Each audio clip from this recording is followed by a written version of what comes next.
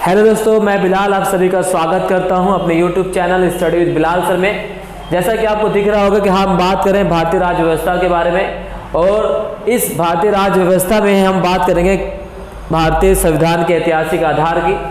इससे पहले वाले भाग में हमने चर्चा किया था कंपनी के शासन और अधिनियम के बारे में, यानी जिस प्रकार से हम बात करते हैं कि ब्रिटिश शासन को दो भागों में बांटा गया है।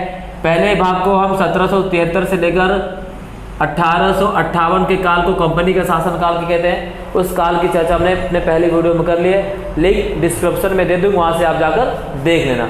आज हम चर्चा करने वाले हैं ताज के शासन, यानी 1858 से लेकर 1947 तक, यानी आज़ादी के समय तक जितने भी परिवर्तन हुए हैं, जो भी परिवर्तन हमारे संविधान के लिए महत्वपूर्ण है, उन सभी पर हम चर्चा करेंगे। चलिए शुरू करते हैं।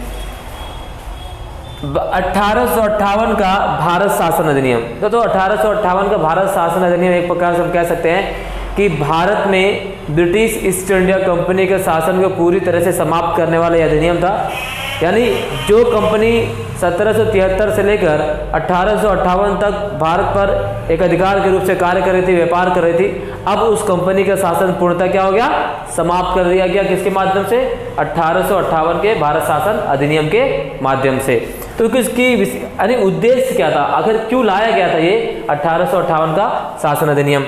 तो दोस्तों उद्देश्य था कि 1857 के विद्रोह जैसी घटना की पुनरावृत्ति को रोकना।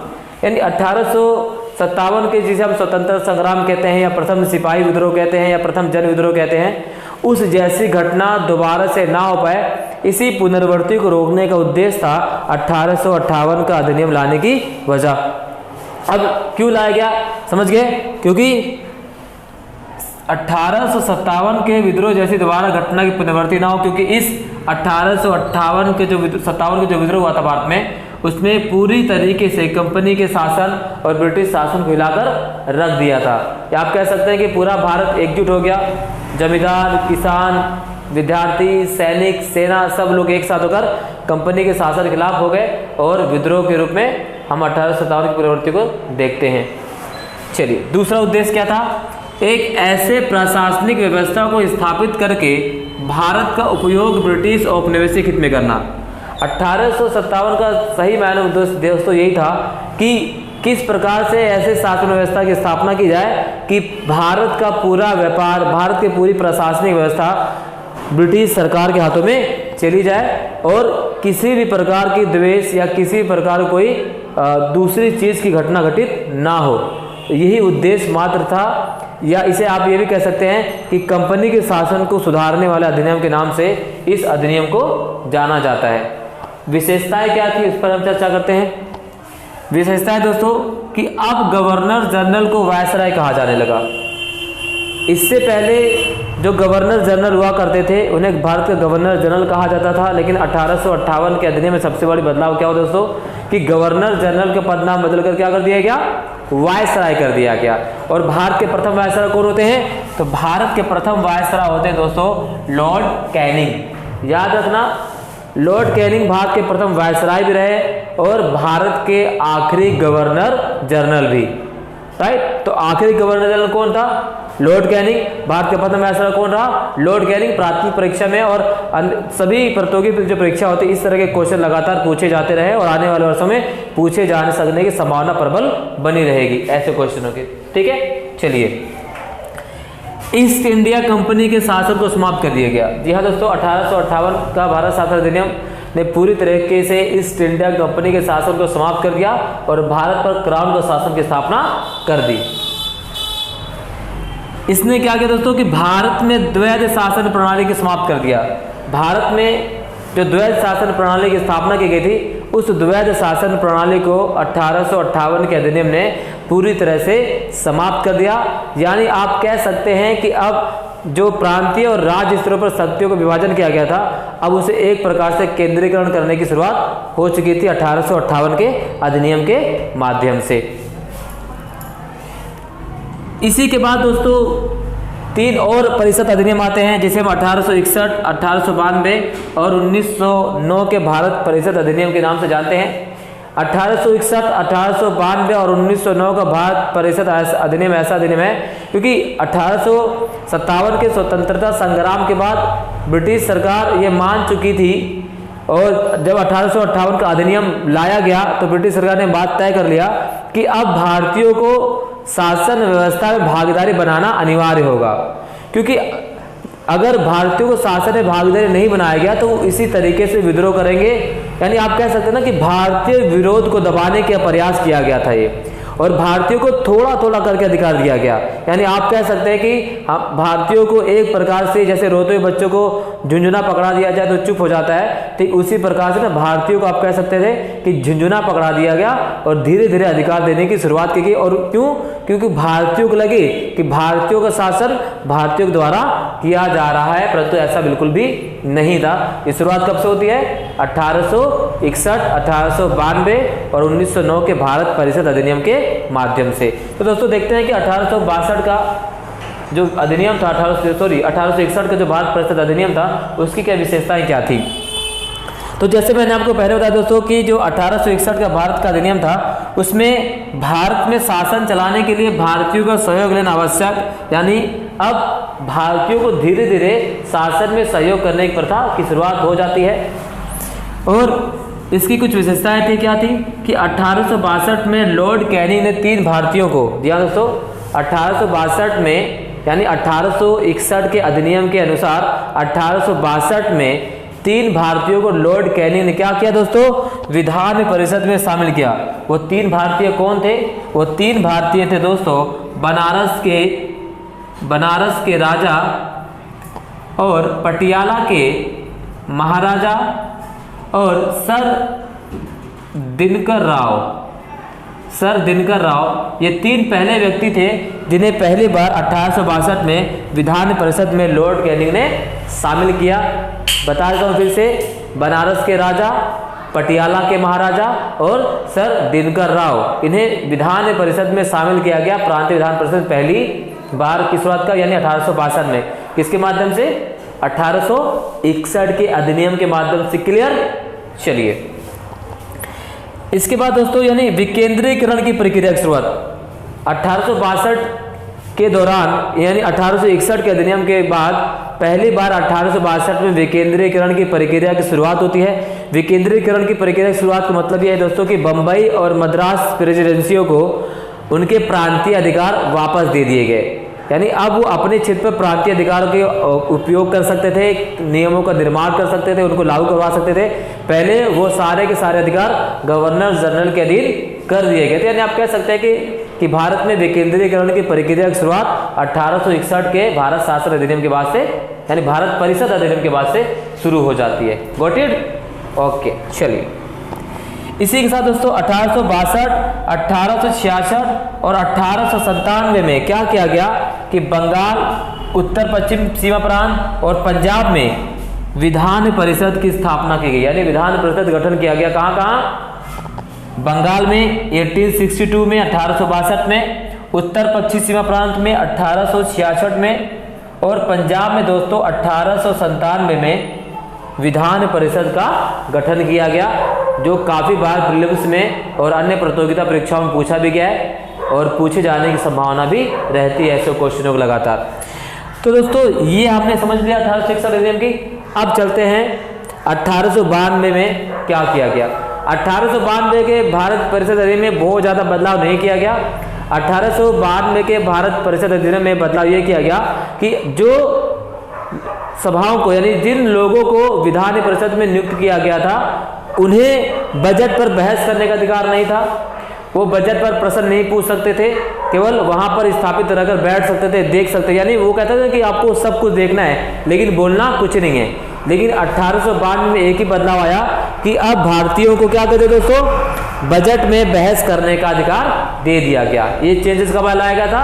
1892 के परिषद अधिनियम में। महत्वपूर्ण चेंज है। प्रश्न पूछा जाता है कि किस अधिनियम के माध्यम से भारतीयों को बजट पर बहस करने का अधिकार दिया गया? तो 1892 में बजट, यानी 1892 के भारत परिषद अधिनियम के माध्यम से बजट पर बहस करने का अधिकार दे दिया गया। Got it? क्लियर? चलिए अब बात करते हैं 1909 के अधिनियम की।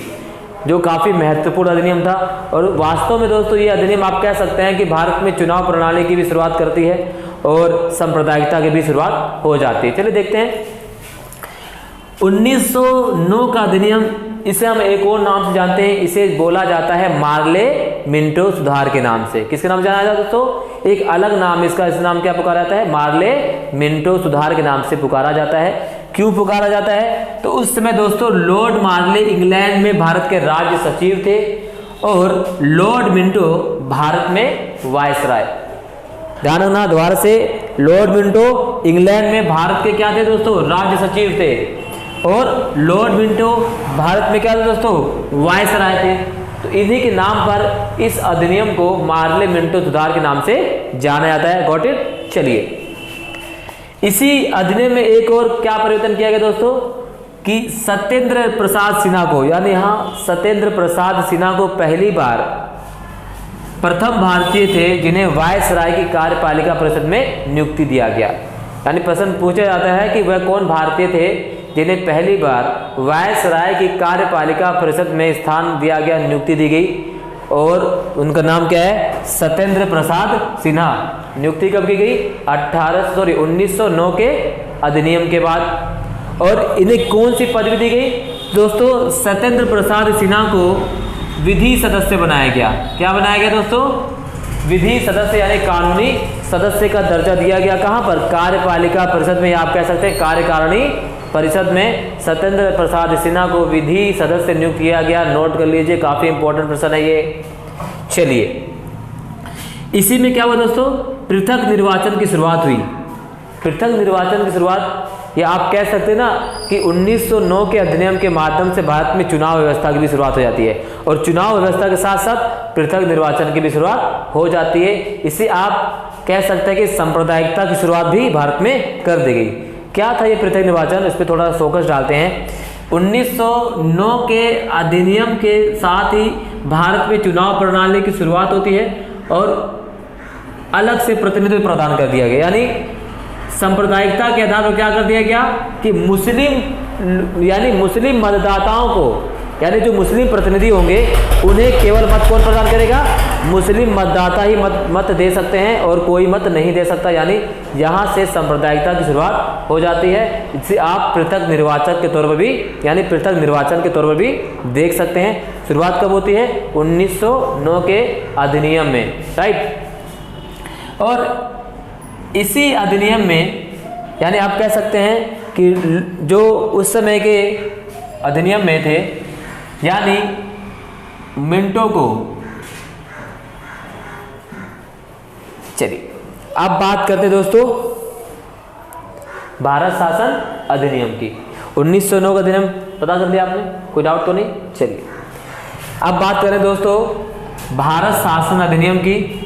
यहाँ पर मैं एक प्रश्न बताना भूल गया दोस्तों 1909 के अधिनियम में कि लॉर्ड मिंटो को सांप्रदायिकता का जनक, यानी सांप्रदायिक निर्वाचन का जनक के रूप में जाना जाता है। याद करना, बहुत बार प्रश्न पूछा गया है कि किसे सांप्रदायिक निर्वाचन के रूप में जाना जाता है। तो भारत में सांप्रदायिक निर्वाचन का जनक कौन है? Lord Minto.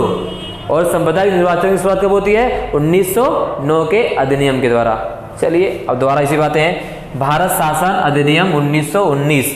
दोस्तों भारत शासन अधिनियम 1919 में क्या कहा गया है? मॉन्टेग चेम्सफोर्ड सुधार। क्या कहा गया है? मॉन्टेग चेम्सफोर्ड सुधार। ठीक उसी प्रकार से जैसे 1909 के अधिनियम को मार्ले मिंटो कहा गया था, तो वैसे ही मॉन्टेग भारत में क्या थे? राज्य सचिव थे। और जो चेम्सफोर्ड थे वो क्या थे? भारत के वायसराय। और इन्हीं के नाम पर इस अधिनियम का नाम क्या पड़ गया था? मॉन्टेग चेम्सफोर्ड सुधार अधिनियम। विशेषताएं क्या थी दोस्तों? इस अधिनियम ने पहली बार देश में द्विसदनीय व्यवस्था की स्थापना कर दी। इस अधिनियम ने पहली बार देश में द्विसदनीय शासन व्यवस्था की शुरुआत कर दी, जिसका आज आप सभी लोग जानते हैं भारत में लोकसभा और राज्यसभा के नाम से। इस व्यवस्था की शुरुआत, इस प्रथा की शुरुआत 1919 के भारत परिषद अधिनियम से हो चुकी थी।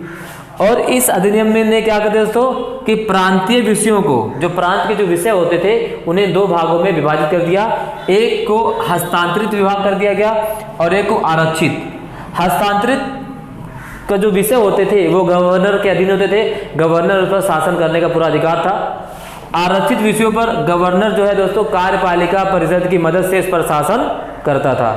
यानी हस्तांतरित पर पूरा पूरा शासन गवर्नर का होता था और जो आरक्षित होते थे गवर्नर कार्यपालिका परिषद की मदद से उस पर शासन किया करता था। आपको बस याद रखना है कि 1909 के अधिनियम में प्रांतीय विषयों का विभाजन 2 भागों में कर दिया गया है, हस्तांतरित और आरक्षित। राइट, चलिए, इस अधिनियम ने प्रत्यक्ष निर्वाचन की व्यवस्था प्रदान कर दी। 1909 के अधिनियम में निर्वाचन की व्यवस्था की शुरुआत होती है, लेकिन 1919 के अधिनियम में प्रत्यक्ष निर्वाचन व्यवस्था की प्रारंभ कर दिया गया। प्रत्यक्ष का मतलब क्या होता है कि आप स्वयं में वोट करेंगे, आप अप्रत्यक्ष रूप से थोड़ी वोट करेंगे। प्रत्यक्ष का मतलब होता है, फॉर एग्जाम्पल जैसे हम विधानसभा का चुनाव देते हैं, विधानसभा का चुनाव होता है, भारत में जिस भी मतदाता की उम्र 18 वर्ष या उससे अधिक होती है वह अपने प्रतिनिधियों का डायरेक्ट जाकर प्रत्यक्ष चुनाव करते हैं। राइट, इसे कहा जाता है प्रत्यक्ष निर्वाचन। और प्रत्यक्ष निर्वाचन की व्यवस्था की जरूरत कब होती है? 1919 के अधिनियम के माध्यम से। इसने सांप्रदायिक आधार पर और बढ़ा दिया, यानी 1909 के अधिनियम में केवल मुस्लिमों को ही सांप्रदायिकता के आधार निर्वाचन की पद्धति प्रदान कर दी थी, लेकिन 1919 के अधिनियम में इस प्रथा को, इस सांप्रदायिकता को और आगे फैला दिया गया। अब सिखों को भी, भारतीय ईसाइयों को भी और आंग्ल भारतीयों को भी इस सांप्रदायिक निर्वाचन में शामिल कर लिया गया। यानी सांप्रदायिकता की दोहरा चरित्र अब खुलकर सामने आने लगा विभाजन की नीति का। इसमें एक और विशेषता क्या है दोस्तों?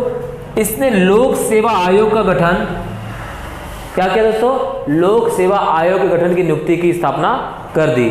और इसी के तहत 1926 में क्या किया गया? सिविल सेवकों की भर्ती के लिए खुली प्रतियोगिता का आयोजन करना शुरुआत कर दिया गया। यानी 1926 में भारत में सिविल सेवाओं की भर्ती के लिए खुली प्रतियोगिता का चयन स्टार्ट हो जाता है पूरी तरीके से।